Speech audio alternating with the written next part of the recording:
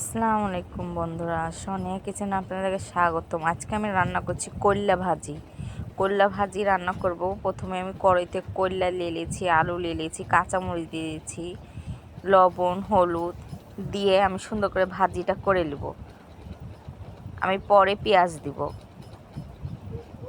এখন তো গরম পড়ে গেছে, এখন করলা ভাজি খেতেই ভালো লাগবে।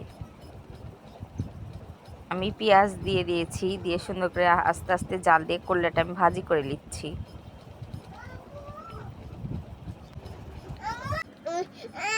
দেখেন আমার করলা ভাজিটা সুন্দর করে হয়ে যাচ্ছে। করলা ভাজিটা ঢেকে ঢেকে সুন্দর করে লাল করে নিচ্ছি। আমার করলা ভাজিটা আমি রান্না করে নিচ্ছি।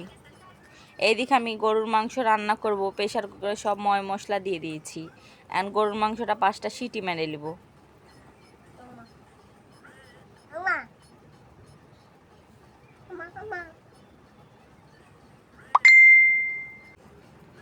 আমার করলা ভাজিটা হয়ে গেছে। এখন আমি গরুর মাংস রান্না করব। কড়াইতে আলু হলুদ লবণ দিয়ে আলুটা আমি আগে ভাজে নিব।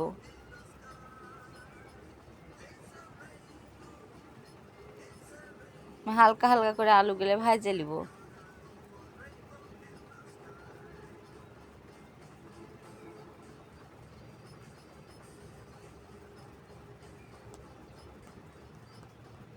দেখেন আমার আলুটা সুন্দর করে ভাজা হয়ে গেছে। আমি আটটু আলুটা ভাজে নিব। আমার আলু ভাজা হয়ে গেছে, আলু ভাজাগুলো তুলে নিলাম। ওই তালে আমি পেঁয়াজগুলো ভাজে নেব। আর এইদিকে আমার মাংস সিদ্ধ হয়ে গেছে।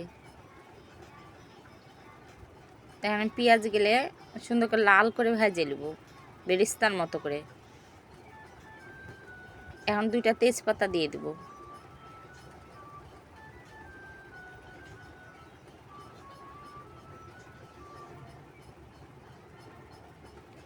আমার পেঁয়াজ ভাজা হয়ে গেছে, এখন আমি মাংসগুলো ঢেলে দিব।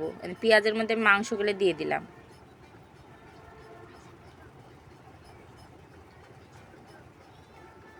এখন আমি আলুও দিয়ে দিব। এখন সুন্দর করে মাংসটা কষাই নেব।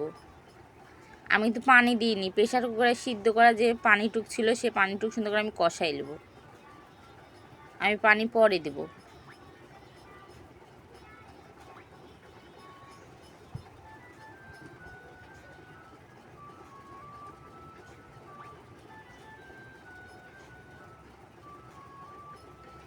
মাংসটা আলু দিয়ে সুন্দর কষাই নিচ্ছি।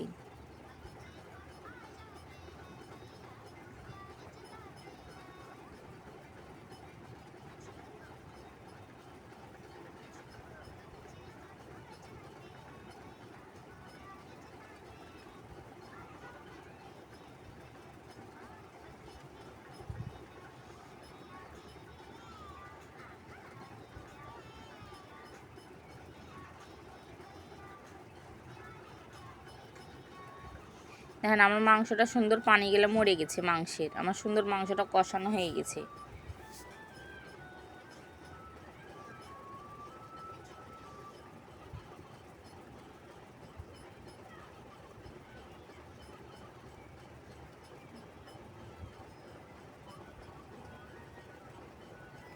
এখন আমি পানি দিয়ে দেব। আমি পানি দিয়ে দিলাম।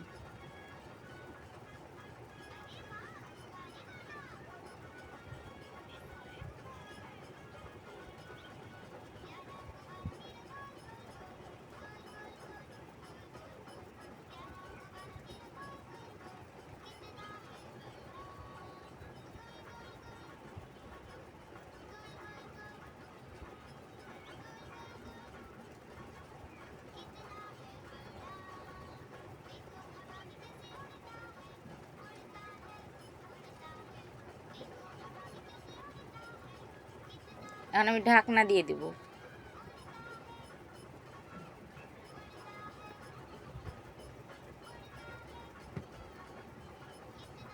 আমার ঝোলটা ফুটছে, আমি আবার ঢাকনা দেবো, তরকারি হয়নি। দেখেন আমার গরুর মাংস রান্না হয়ে গেছে। প্রেশার কুকারে আমি গরুর মাংস রান্না করে নিলাম। গরুর মাংস রান্না আপনাদের কাছে কেমন লাগলো অবশ্যই আমাকে কমেন্ট করে জানাবেন। আসসালামু আলাইকুম।